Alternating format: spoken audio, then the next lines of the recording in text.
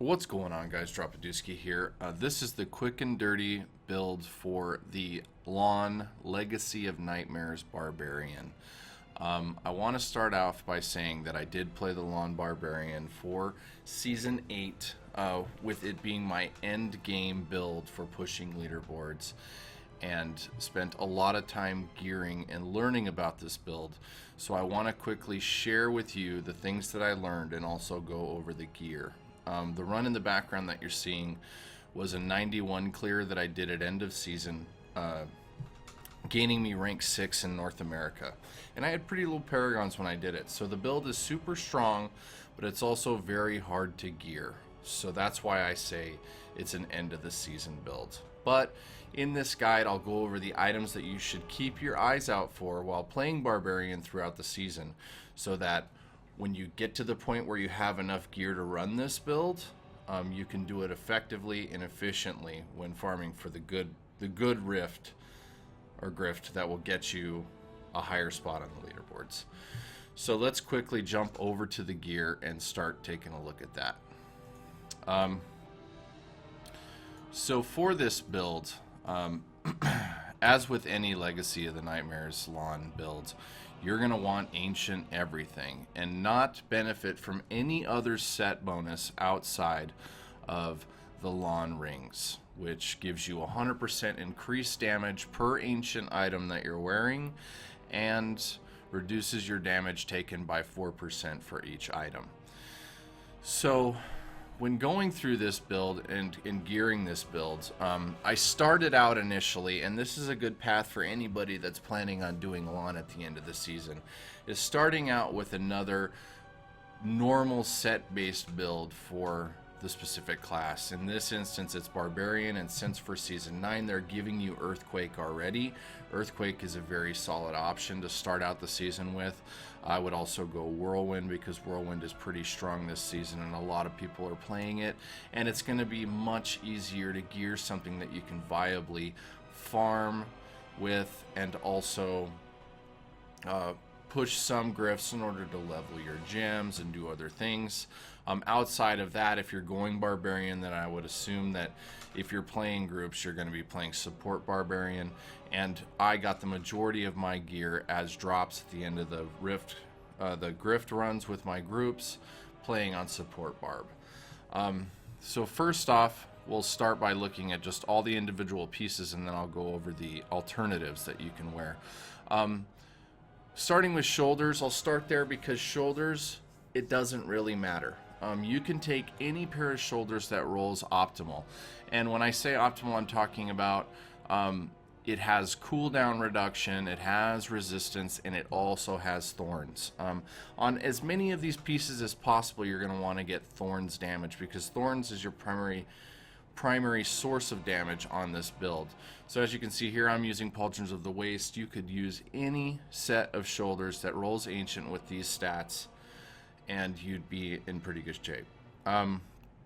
Moving on to the hands. I am using Stone Gauntlets, but you can also get away with using St. Archu's Gauge, the one that gives you a shield when you first interact with an elite.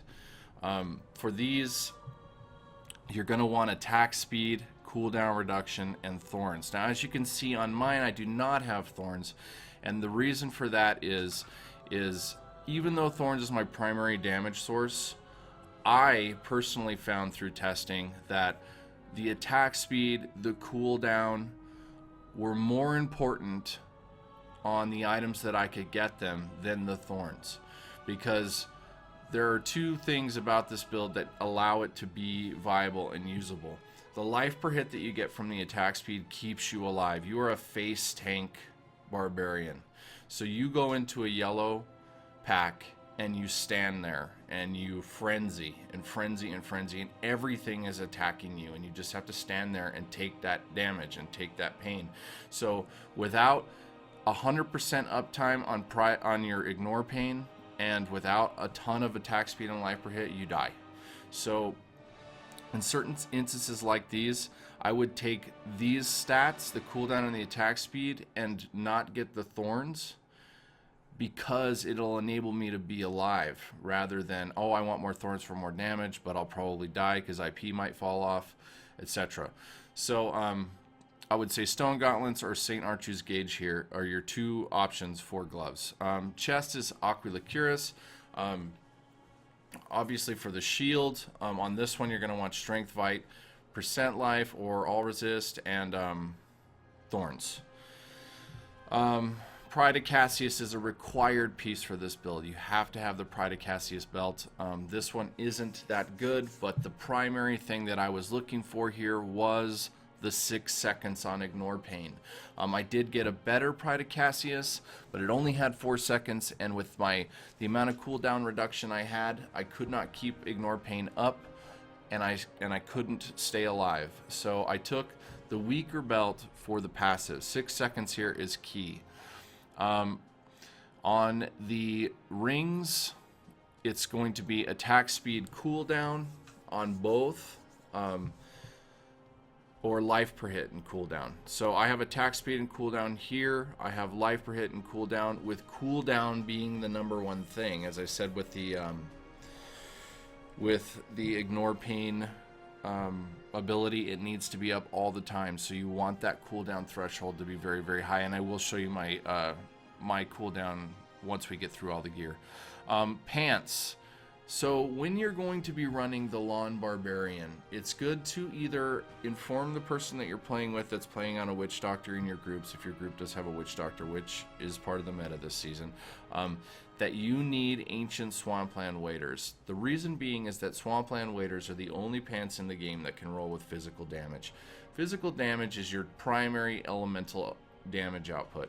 So what I did specifically was not only let the Witch Doctor know, hey, if you get those pants, I need them, but I ran a Witch Doctor for when I was farming Griffstones, did a Angry Chicken Helltooth, and got as many opportunities as I could to get Swampland Waders.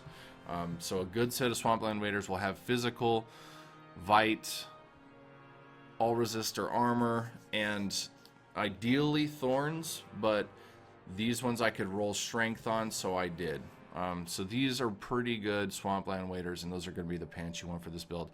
You definitely need illusionary boots for the boots, so that you can walk through the mobs with ease, because as this build is designed, you're going to be only killing yellows in almost all instances, and so you'll get all the density around you, and you want to be able to attack this dude, move over here, if you need to dodge certain abilities, because some things will kill you and you will need to step out. For the majority of the time, the passives on elites that I had the most issues with was lasers and cold. So if you've got to get away from those, you need these. Even though charge can get you out most times, it's just helpful. On the amulet, there are a couple options here. I went with Hellfire, with Relentless being my passive, and I'll show you the other passives when we get to the abilities, because Relentless gives you a lot of survivability. When your health dips low, it's so clutch. It saved my ass many, many times, and I thought it was a really good passive to have. Another viable alternative here would be Countess Julius for the lasers. It's so helpful, because lasers, if you've felt the pain of lasers before, you know, times that by 5 for LoN, because you're standing still, right? You're standing at the yellow, attacking that yellow, and then you see 17 laser nodes come out, and it's like, oh, what do I do? So Countess Julia's is a very good viable option if you can't get a good Hellfire. Getting a good Hellfire would be physical skills, because that's your primary, cooldown or life per hit, strength, and then Thorns. So this is a very, very good Hellfire amulet. I have spoke to other people that ran LoN for a few seasons, where they've said they've rolled upwards of 1,000 Hellfire amulets to get something that looks like this. It took me 100 rolls to get this amulet, so that's why I say Countess Julia's is a very good alternative while you're waiting for a Hellfire amulet, or if you never get that roll. Also, Eye of Etlich can be okay, because range damage can be a problem. It's in some instances, but not very often if your life per hit is high enough. For the bracer slot, Sanguinary Bracers or Nemesis Bracers. You put one one in the cube and one on, and you wear one. It's just dependent on which one rolls with the better stats. These ones rolled really well. They have physical. I could get life per hit. They have thorns. Both of them, their passives don't matter, so you're going to get the max passive regardless of whether or not they're in the cube or on your person, so it's really just looking for which one rolls better. Now, I will point out when I get to the helm that there is an alternative option where you do not use Nemesis bracers. I would not recommend this. It's just makes the fishing so much more difficult for the rift, for the correct rift. Weapons. Hack is the primary damage output for this build. You have to have hack. With hack, you want to get life per hit, cooldown reduction, and ideally attack speed. Now, as you can see with the hack, this is the hack that I did the 91 with. Doesn't have strength. Isn't what I would consider a good GG hack, but 97% Thorns damage. When it comes to the Thorns damage output, this item specifically is going to make or break the difference on how much damage and how much Thorns output you have. Of course, you want Thorns on everything else that you can possibly get it on, but this, you know, can effectively double that, right? 97% of your Thorns damage is applied on every attack. It really, really helps the build. So I would say prioritize the Thorns roll on the ancient hacks that you see without neglecting life per hit and cooldown, or attack speed and cooldown. Try and get at least 2 of those stats and a high Thorns roll. The other weapon is Oathkeeper, and Oathkeeper has life per hit and cooldown on this one as well. Ideally, I would have 10% cooldown there, potentially attack speed. I don't mind having the Vitality because you have to be able to take strong hits. The damage over time effects with this much attack speed and life per hit aren't really a problem for you. It's the big bursty damage, the explosions from 6 or 7 ice orbs, or you know, 3 laser nodes rolling through you at one time, like that really heavy, hefty damage. Or poppers, you know, when you get the fat guys that explode. If you know, if 7 of them explode at once, that can kill you. But if somebody, you know, a passive electrified damage is hitting you, you're gonna life per hit through that, and you're gonna survive.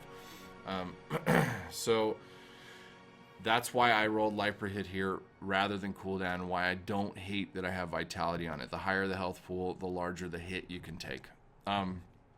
So let's get into that alternative setup that I tried many, many times because of the Andariel's Visage that I got, because it's so good. But I just didn't like how much more RNG you would need in order to get a rift that was optimal, because as I said, you need yellows to do this build. To kill the Rift Guardian in my 91 with 1187 paragons, it took me a little over a minute to kill the boss. This thing decimates Rift Guardians. So it's all about finding the rift with enough elite packs in it. This Andariel's Visage is 20% physical damage, 7% attack speed, 996 strength. It's really, really good. It's a really, really big damage increase. But when I'm switching out from Leorix, I'm losing my life per hit, the Vitality, so it was a lot more squishy. And by losing the Leorix, I had to put Leorix in the cube and lose Nemesis bracers so that I could maintain 100% uptime on IP. By doing that, none of the pylons benefit you with yellow packs, which yellow packs are your main progression packs. That's what I'm talking about in regards to doing more and more farming. Let's quickly go over the skills. Furious Charge, Merciless Assault. I use this so that you can zip through the rift. So you go in and just look. Pack. I'm looking for a pack. There's a pack. Kill the pack. If there's enough splash damage done to the things around the pack and they're big mobs like Golgors or other thing, I'll turn, focus down Golgor, move. Right? So Furious Charge for getting through the rift and for stunning things, or slightly knocking them back to kind of prevent some deaths. Frenzy, Maniac. Frenzy is your primary attack here. You just swing away, and the Thorns damage that sprays while you're shooting Frenzy, or while you're hitting with Frenzy, and the life per hit that you get from this keeps you alive and enables you to kill things. Warcry Impunity, which increases my resistances to all elements because you are standing and face tanking all elemental damage that is coming off of elite packs. Threatening Shout Falter, which increases your damage. Increases damage from all sources for 6 seconds by 25%. So you're just always using that on cooldown. Ignore Pain Ironhide. You want that 50% damage reduction, and you want it up all the time. Wrath of Berserker Insanity. You want to synergize using Insanity and ideally Threatening Shout, even though it's up so often you can kind of use it at your at will. You want to synergize using Wrath of Berserker with physical rotation on Convention of Elements. Get as much physical damage as possible when that rotation rolls around, and you can typically get 2 cycles of that with Wrath of Berserker up. Then I have Tough as Nails, increase your thorns, increase your armor. Berserker Rage, because you're always at maximum fury, so you always get 25% increased damage. Abominable Kathos to allow you to get back into Wrath of Berserker more quickly, and Rampage. Now, I use Rampage because, and a lot of people ask me this in stream, why are you using Rampage? Because of the Sanguinary Bracers, they shoot out that 1000% of Thorns damage randomly. It's like a proc. Whites will die around you while you're fighting a yellow. So as they die, that strength increases and increases and increases, and I will see regularly the max 25 stacks on that while I'm fighting a yellow pack, even though the yellows die really quickly, just dependent on the type of mob that's around you. If they're low health pool, that's going to go up and enable you to kill that yellow even faster. And as I said before, I use Relentless on my passive, and let's just go over that since we're here. Relentless, while below 35% health, all skills cost 50% less. That doesn't make any difference. Life per Fury spend is doubled. That doesn't make any difference. All damage taken is reduced by 50%. That's the key there. That has saved me so many times, and I'm sure it does save me in the 91 clear that I have posted there on YouTube. I'm going to put that in the link below so that this video stays short and sweet. It's already getting too long. I do want to end it up and wrap it up here. If you want to see what a riff looks like and how it runs, click the link below in the description. That is the 91 run from last season. I do want to quickly say, sorry that it took me so long to get another video out. The season started last Friday, as almost all of you know, and I think we did 50 hours on the stream in the first 3 days, and then 8 to 12 hours every day after that, so I really haven't had any time for YouTube stuff, but I am going to be back in the cycle of a new video every week, and I've gotten a lot of good recommendation from the stream. If you haven't stopped into the stream, make sure to stop by and check it out. It's twitch.tv/Dropadooski. As always, please like and subscribe to this video and let me know what other videos you want. This season I'm running Monk and Wizard, so I can do stuff for that. I'm going to be doing lots of guides on my optimal routes for, anything I do in the season, spending blood shards, whether or not to do puzzle rings, all that stuff. So just let me know. Thanks again, everybody, all the new subs, all the subs that I've got, and have a great weekend, guys. Good luck. Peace.